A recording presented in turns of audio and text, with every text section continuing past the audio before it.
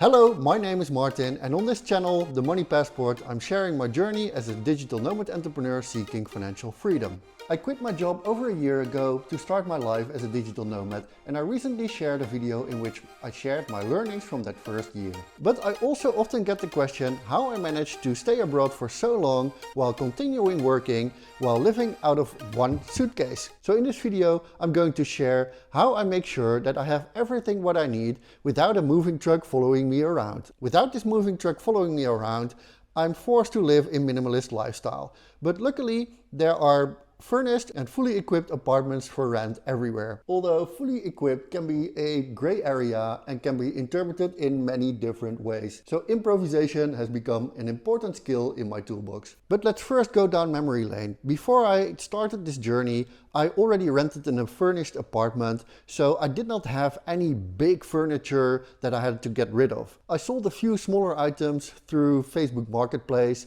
I gave away a few things and I threw away a lot of stuff, and the rest of the things that I wanted to keep I moved to my parents' place. So I do have a space where I can store a few more things that can fit in this suitcase. Then I started digitizing everything possible, even like old photo albums I still want to be able to access on the other side of the world, so it's nice to have digital copies. I scanned important documents and now I have my entire administration digitized, and I switched to digital communication with institutions where possible. Whenever I still receive any physical mail, my dad simply scans it and emails it to me. I also use a lot of cloud services like Gmail, Google Drive, Google Docs, Adobe Cloud, and even my business administration is in the cloud, so I can access everything from anywhere, from any device. And of course, I make regular backups of anything I store locally on my laptop. So then now let's have a look how I travel with only these three items. So first of all, I travel with this suitcase.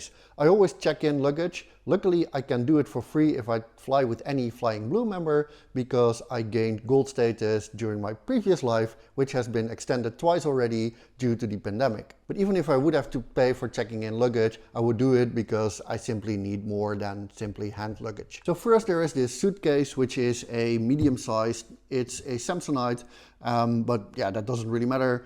What's important, I think, it's a hard case, so I think it protects your goods a little bit better. What I also like is that you can lock it. So this means that if you don't have a safe in your hotel or apartment, you can put something, valuable items in here, lock it with the code. I think it's better than nothing. Then I have a second bag, which I use as a hand luggage. And to be honest, I could potentially check in something bigger, but usually weight is also a factor with hand luggage, and this is actually where I store a few heavier items. I did a lot of research before I bought this. I used to have a backpack for my laptop and camera gear, but I found it not very comfortable, especially in hot weather. You know, your back starts to sweat when you're walking around with that, and also whenever you want to make a photo with your camera. I have a DSLR camera. You always have to, you know, get it off to take out the camera. So I found this bag which has everything I need. Inside is a soft protection. For camera gear, you can put in some lenses even. There's space for a laptop. So this is a bag that is quite multifunctional. It also has a shoulder strap, so it's easy to walk around with it. And it doesn't really, you know, stick to your back. That helps with sweating, to be honest. And the inside, the padded inside, you can take out. So I can also use it as a grocery bag, or, you know, like a day backpack or something. I think it's very easy. There's a front where you can also store some things like small items. So I use it for traveling with my gear, laptop, camera and everything in there. But I can also use it, you know, for any other purposes when I'm in a certain location. So when flying, this counts as hand luggage. And then there is the third item. This is a small camera bag, which counts then as a personal item. So inside I can put my camera, and this means that I have more space in here if I put my camera in here. And whenever I go on a trip, I can choose whether I want only like a small camera bag or whether I need more items, and I can take this bigger bag. So inside here is my camera. I'll take it out. There's a small space for maybe a few items, like an extra lens or I can put a smaller camera next to it, the one I'm actually filming with and I'm gonna show in a minute. So those are the bags I'm traveling with. I also use this set of packing cubes, which I can then put inside the suitcase. Yeah, you can buy them anywhere. Like I see a lot of drop shippers selling this stuff. I never used this before, but for some reason I was convinced that this would make it easier, and actually it does. So these are like very lightweight. You can completely fold them. They weigh nothing and they don't take in any additional space. But you can fill each one with like your clothes. So I usually roll up my clothes. So I have like one bag for like trousers and sweaters, one for t-shirts, one for underwear. Here I have, for example, some electronics put together. I have a few smaller ones that I didn't even take actually this time. But it helps organizing your suitcase, especially when you're traveling and you're not able to unpack everything all the time.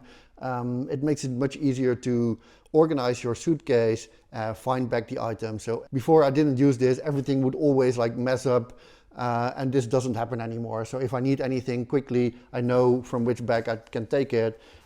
It helps me a lot, and this stuff doesn't cost more than like maybe a tenner or something. What I'm also taking with me now are these plastic containers, which are always useful for like storing leftover food and all that, and I rarely find them in any apartment I'm staying in, so I started taking them with me. They're not expensive, like 2-3 euros or something, but I just kept buying new ones, which is a waste. And when traveling, you can just fill them up with socks or something. So then, how do I do my work while traveling? So for that, let's move to my new desk here. So in order to work, of course, let's start with the most important thing, my laptop.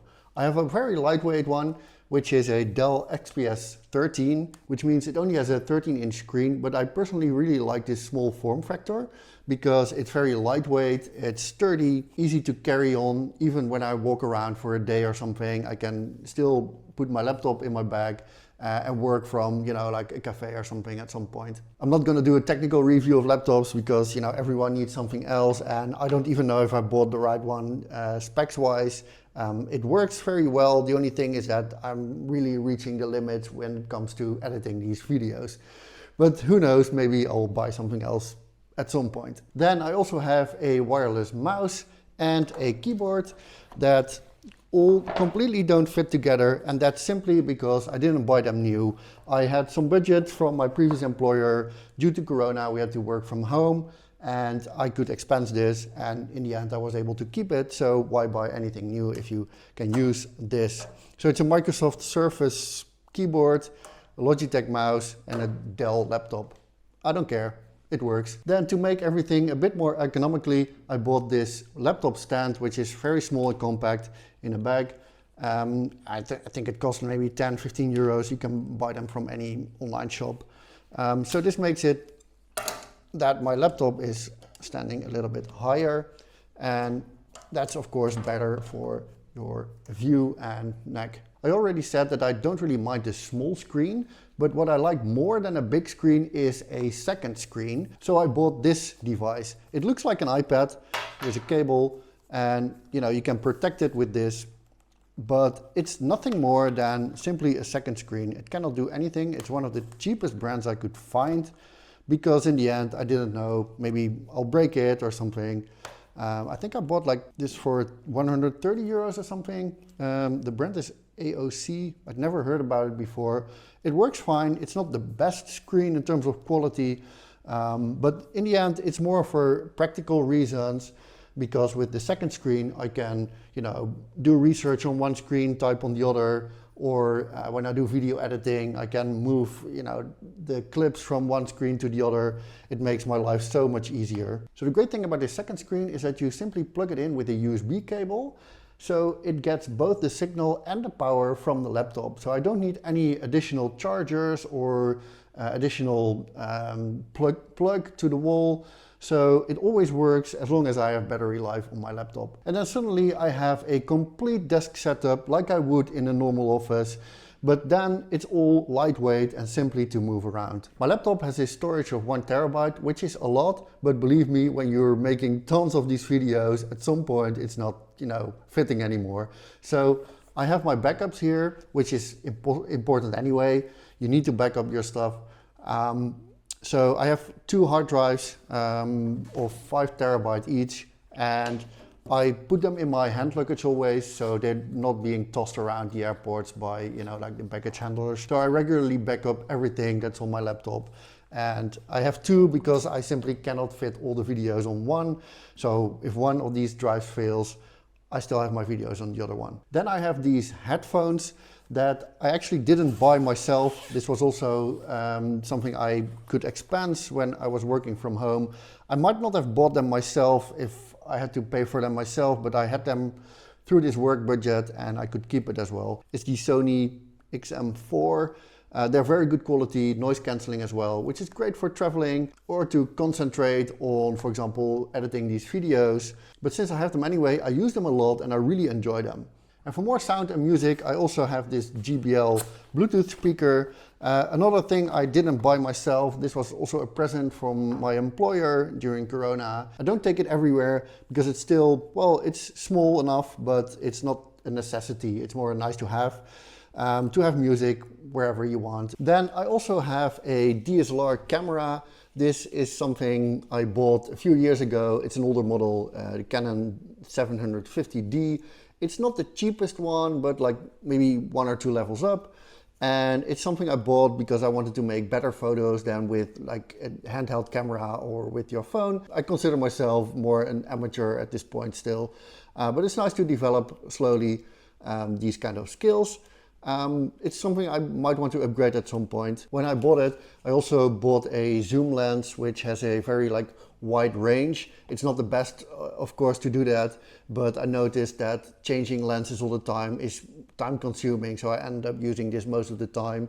I have a couple of more lenses that I have at home. I didn't bring them on this trip. So I already had this gear before I set on my journey. I also realized that video is the future with everything. Even on social media, you can see it. Video gets prioritized. And that's also why I wanted to film more. And this one is very shaky. And that's why I bought another camera, which is the one I'm using right now. So I switched to my mobile to show you the camera I was filming with.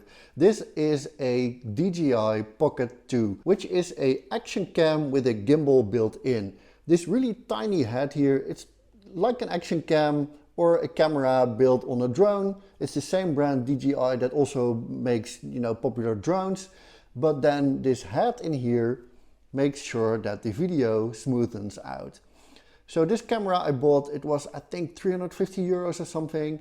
So I haven't spent that much on it, especially because I wanted to first set my foot into the world of video, and it doesn't make sense to buy expensive gear if you don't know how to use it. So then of course I also have a tripod, which is very important when I try to film myself. But this one I also had already and bought together with the DSLR camera. So I didn't buy it new. Then I also have this really tiny, small tripod that is easier to carry. I can use it for my gimbal camera. You can use it for your phone as well, which is of course useful when I don't want to take the big tripod. Another piece of technology I always bring is this Google Chromecast. It's a small tiny device that you can plug into any TV. It doesn't have to be a smart TV, but with that I can stream anything from my laptop or from my phone to a TV. Then I also have this car holder which holds your phone. It goes into the van. So whenever I rent a car, I don't have to worry about navigation because I can always use my phone, and this one can keep it in place in the van. And then I have a car charger, so I don't have to worry about my battery dying from having the screen on all the time, as I can simply charge it in the car. And lastly, I have a small first aid kit, as you never know what happens, so it's better to be prepared. So I didn't buy everything new. I already had a few items, and I only bought a few mainly practical things to accommodate my new lifestyle of travel. I didn't want to spend excessively on anything fancy before setting on this journey, because you only really know what you need when you are really experiencing this lifestyle. And so far, I haven't really felt the need for anything else. So besides, anything can break, get lost or get stolen. So the less valuable stuff you take with you, the less can happen. And it's simply a waste of money if you buy something like a super expensive camera if you don't even know how to use all the functionalities. I mean, a good cameraman with a cheap camera usually makes much better footage than an amateur with a very expensive gear. But if there's anything I would like to upgrade in the future, it's the camera, so I can have one good camera for both photo and video. But this also means that I need to be able to dedicate some time to improve on my skills. And I also believe that an investment in a new camera needs to earn itself back. So as you see, still lots of things to do, so I'm gonna go. If you like this video, please give it a thumbs up and don't forget to subscribe, and then I'll see you in my next video. Bye!